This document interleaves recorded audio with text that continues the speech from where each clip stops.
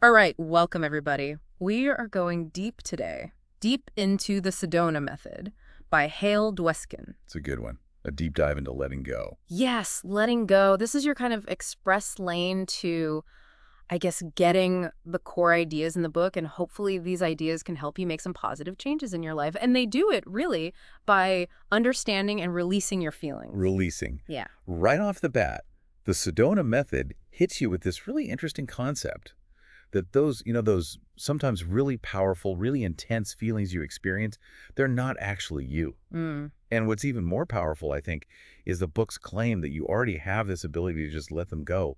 Just think about the clarity that could bring to your choices and how that could lead to a more fulfilling life overall. Yeah, if you could just sort of wipe the slate clean. It's very tempting, isn't it? Yeah.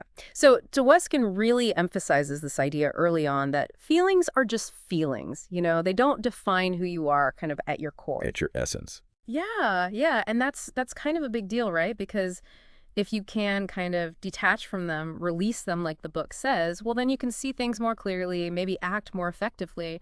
And he even suggests that some of the potential benefits of doing this are, more money, better relationships, like radiant health, more happiness, calm, focus. A whole packet. The whole thing. Sign me up. Right. Like who wouldn't want a bit of that? So this is where it gets really interesting. The book kind of digs into this idea that as young children, we were all like naturally good at releasing emotions. Oh, interesting. Yeah, we just did it naturally. But then somewhere along the way, that ability got kind of trained out of us. Trained out of us. Yeah. Think about it. All those messages we got growing up, big boys don't cry, stop being angry, behave yourself. We basically learned to bottle everything up. Interesting. It is almost like we learned to suppress what we were actually feeling. Exactly. And that leads to some problems. Well, yeah. I mean, think about it. It's almost like society tends to reward that, doesn't it? Suppressing your emotions, you're seen as more mature, more responsible. Yeah, the strong, silent type. Yeah. Yeah. But the Sedona method shines a light on the cost of that. Like, what are we sacrificing for that image? Yeah. What's happening inside when we constantly do that? It's like we're building up all this pressure. It's a good point. And Dwoskin points out all these clever ways we've come up with to kind of escape from those bottled up emotions. Like, think about it. Getting lost in a TV show or movie, reading a book, comfort food, drinks, even like over-exercising, all these things, they can be ways to avoid what's going on inside. It's like we're compensating. Yeah. We're not releasing, so we're trying to distract ourselves. Right. And the book isn't saying those things are bad in themselves. It's just when they become like this pattern, this way to avoid dealing with things. And they become the default. Yeah. Now, here's something else that the Sedona method brings up that I thought was like kind of contradictory. Mm-hmm. It's this idea of expressing your emotions. Like we often hear how important that is, and therapy can definitely encourage that. Right. But the book makes this point that expressing emotions like in the wrong way at the wrong time can actually make things worse. Yeah, it's all about context, isn't it? Like therapy offers this safe, supportive space for exploration. Exactly. And outside of that, well, it can be like adding fuel to the fire. It can intensify things instead of resolving them. So what's the alternative? If we're not supposed to bottle it up or just let it all out, what's the middle ground? That's where the Sedona method comes in, and this is how it starts. Step 1, according to Dwoskin, is to welcome your feelings. You focus on an issue, whatever's on your mind, and you just let yourself feel whatever comes up. It doesn't have to be this huge, dramatic thing, It could be subtle, even just a sense of numbness. You just let it be there. Just acknowledging its presence. Yeah. And the book makes this point. The present moment is the only time you can actually do anything about how you feel. You don't have to wait for it to become a huge problem. That's interesting. Right. So you're saying even feeling numb or disconnected, that's a starting point. Exactly. It's still a feeling. And you can work with it. I like that. So how does this work in practice? Does Dwoskin give us any real-life examples in the book? Oh, yeah, he does. He tells this story about a potential business opportunity that, well, it kind of seemed like a dead end. And he felt that, disappointment. But instead of getting stuck in that feeling, he decided to try this releasing thing. He just let go of those feelings without even trying to force a different outcome. And what happened?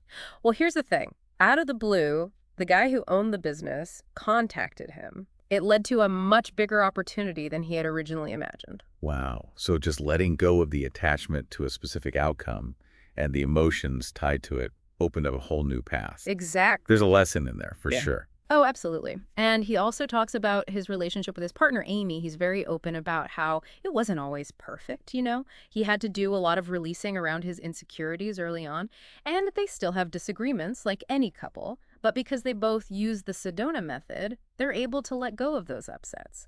He says their relationship keeps evolving in a positive direction. That's great to hear. It makes it seem much more attainable knowing it can work in those close personal relationships.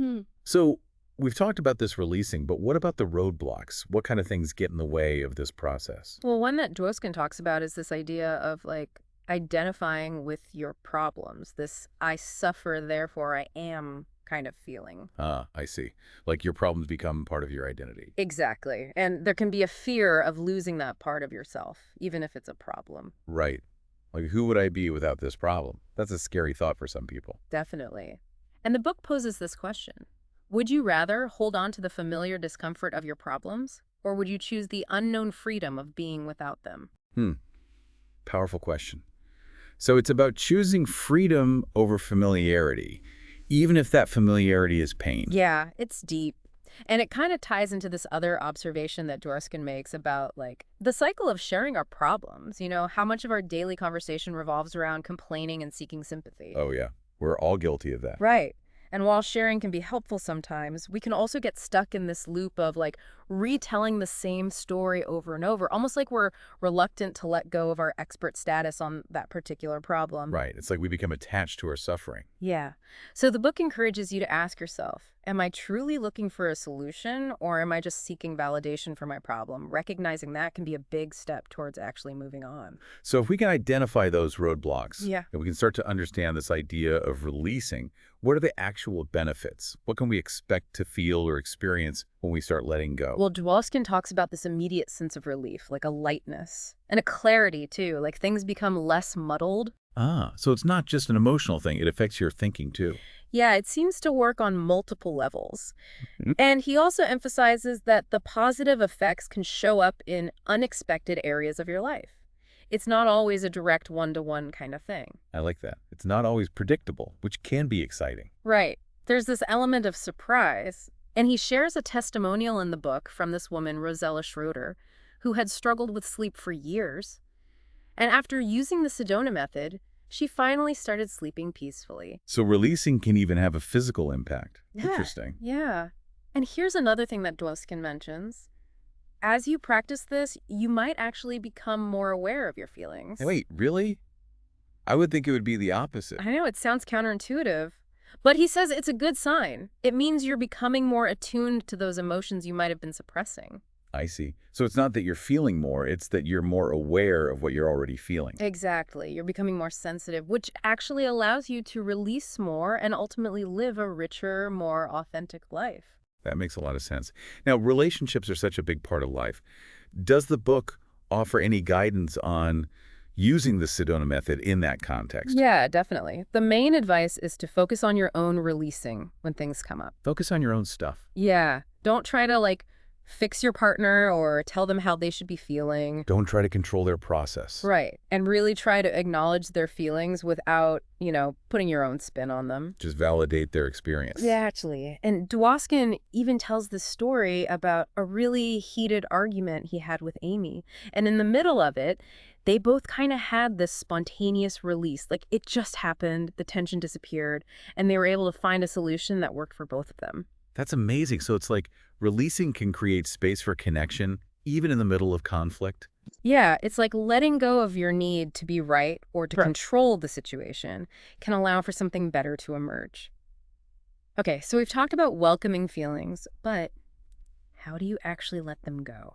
The book gives you these 3 core questions. Could you allow it to be there? Could you let it go? Would you let it go? And then the most important one, when? When? When? And the emphasis is on now. In this moment. Yes. And these questions are designed to gently guide you towards releasing. You're not forcing it. You're exploring your willingness to let go. Exploring your willingness. I like that. It's not about brute force. Right. So the book really encourages you to experiment with this throughout your day. Notice how you already release, maybe without even realizing it, and then practice these questions when you notice a feeling you want to let go of. Make it a habit. Yeah. The more you do it, the more natural it becomes, and the less likely you are to just suppress or, explode with your emotions. So it becomes a tool for navigating your inner world. Exactly. Now, one of the most important things the Sedona method tries to teach is this idea that you are not your feelings. You are just having them. Mm. Subtle but important distinction. Yeah, like it's not I am angry, it's I am feeling anger.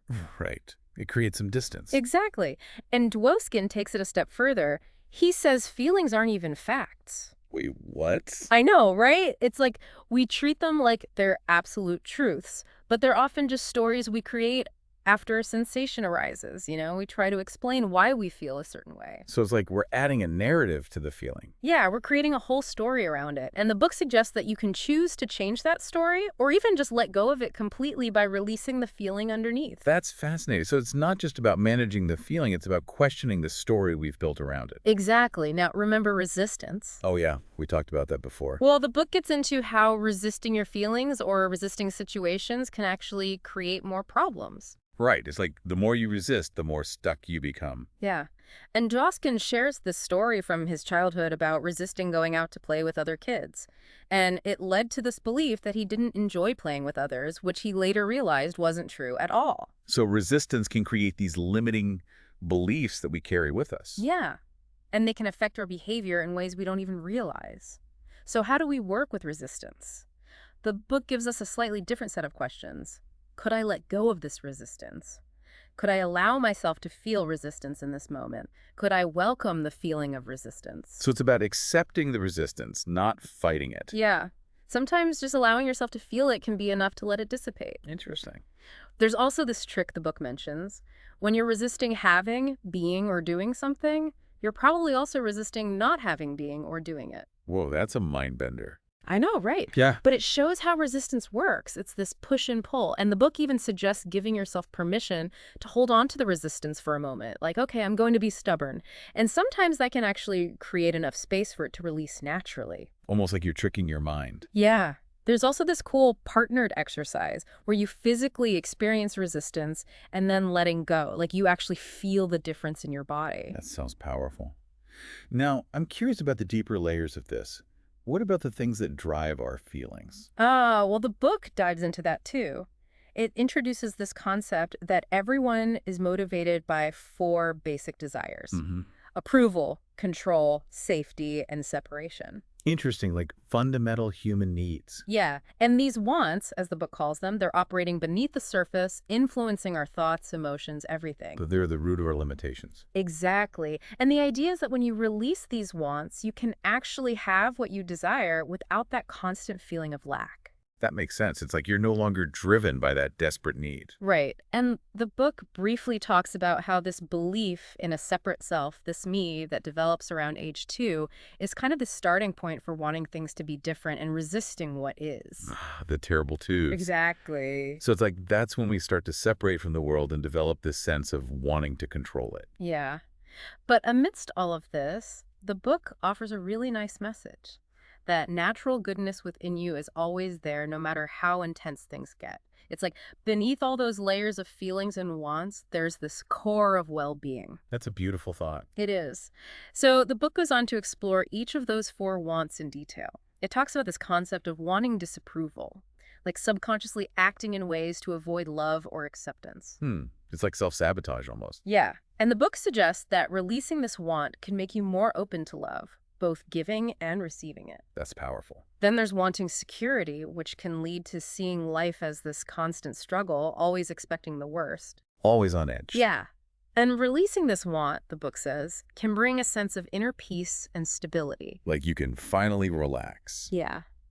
And finally, there's wanting to be separate, which can actually hinder your sense of belonging and connection. It's like pushing people away. Yeah. And the Sedona method suggests that releasing this want can lead to a deeper sense of unity with others. So it's about letting go of the ego's need to be separate, to be special. Exactly. Now, here's a concept from the book that might sound a little strange at first. It's this idea of hootlessness when it comes to goals. Basically, not caring whether you achieve a particular goal or not. Really? Not caring at all? Well, not in a negative way. It's more about letting go of that desperate wanting.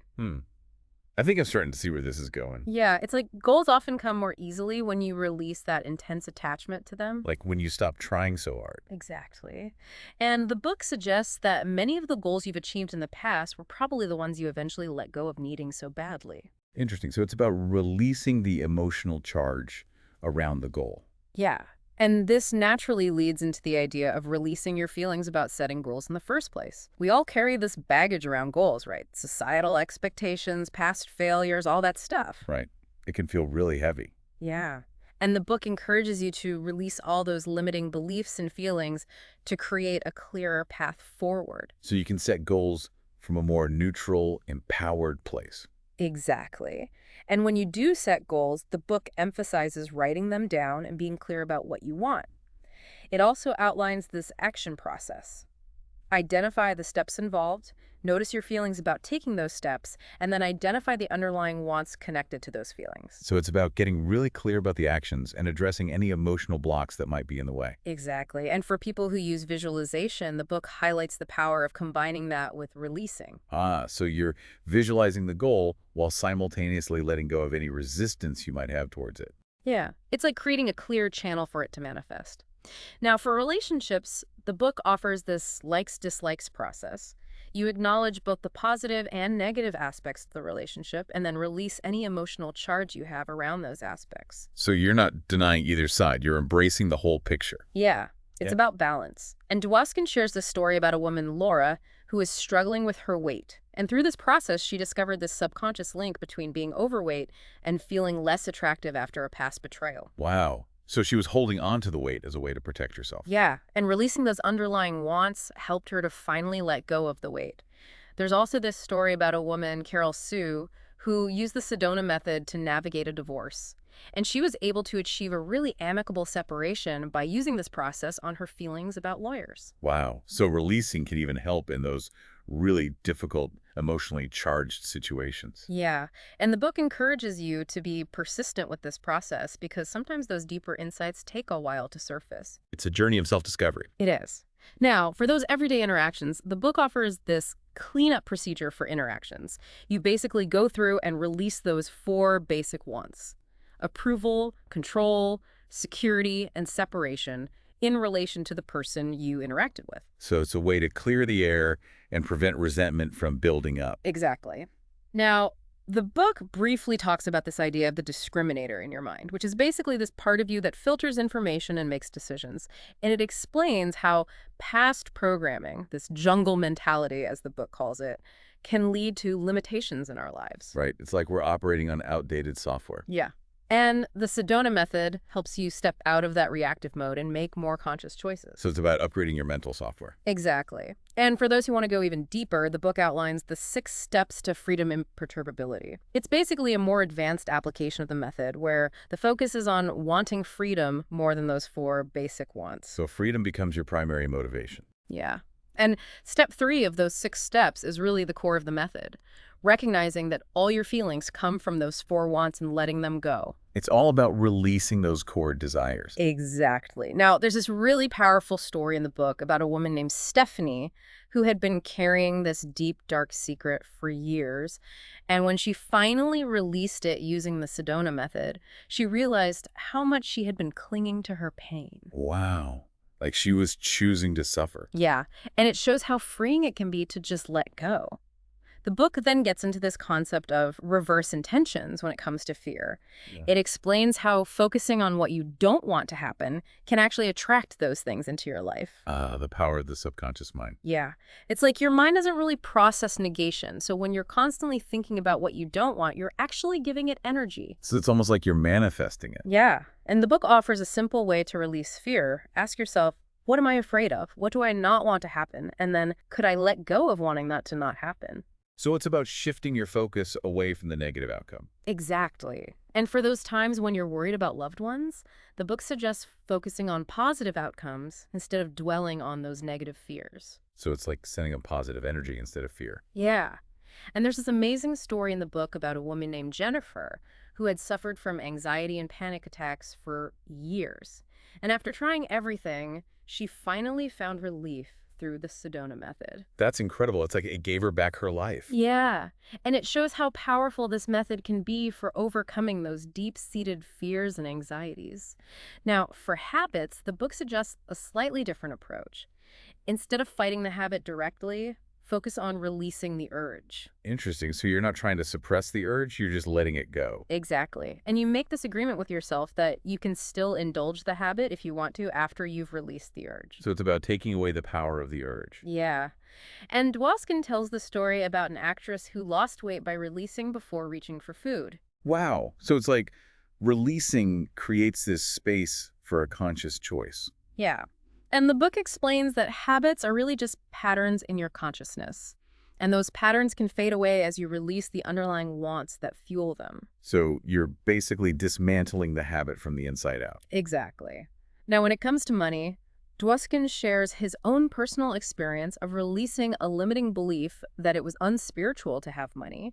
And after he let go of that belief, he experienced a significant increase in abundance. That's amazing. It's like our beliefs can really hold us back. They can. And the book also talks about this concept of lust, but not in the way you might think. It defines it as a kind of head banking, like holding yourself back by fantasizing instead of taking action. Ah, so it's about getting out of your head and into the real world. Yeah. And it especially applies to areas like sales and investing where fear can often paralyze us. Right. Fear of failure, fear of loss. Exactly.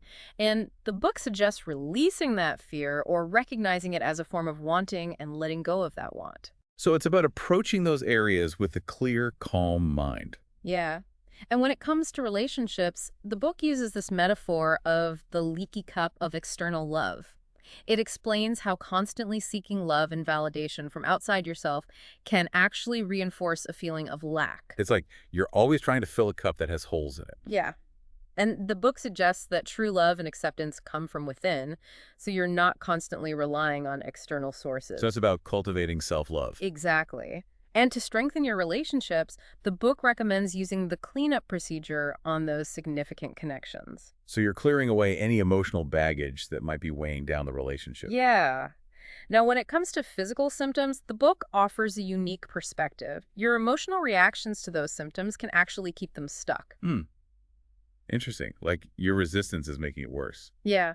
And the book suggests releasing those feelings. There's a story about a man named George who used the Sedona method to address his health concerns. So it's not about ignoring the physical symptoms. It's about addressing the emotional component. Exactly. And the book guides you through some questions to release fear related to your body. It also leads you through questions to cultivate love and acceptance for your physical self. So it's about shifting your relationship with your body. Yeah. And there's a story in the book about someone who released a lot of limiting beliefs around weight and eating. So it's not just about willpower. It's about addressing those deeper issues. Right.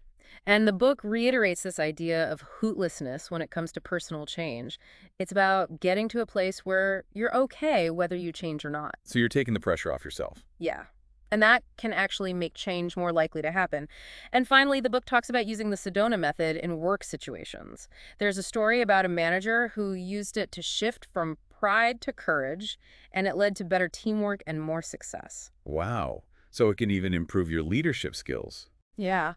And in the last chapter, the book gets really big picture. It talks about how your individual practice of releasing can actually contribute to a better world. That's a beautiful thought. It is, and it quotes Lester Levinson, who said, "One person with only love in his or her heart could do more to right the problems of the world than all the people who are actively trying to fix it." Powerful. Yeah.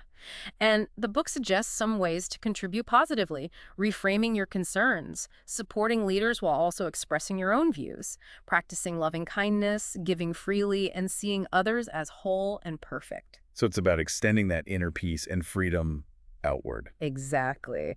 So to wrap up our deep dive into the Sedona method, remember, you have this incredible ability to let go of feelings that don't serve you. And this practice can create positive changes in every area of your life. It's a simple but profound tool. It is. And we encourage you to start with that first step. Just notice and welcome your feelings. And ask yourself, what would be possible if I could consistently let go of those unwanted emotions and live more fully in the present moment? Thanks for taking this deep dive with us. Absolutely. It's been a pleasure.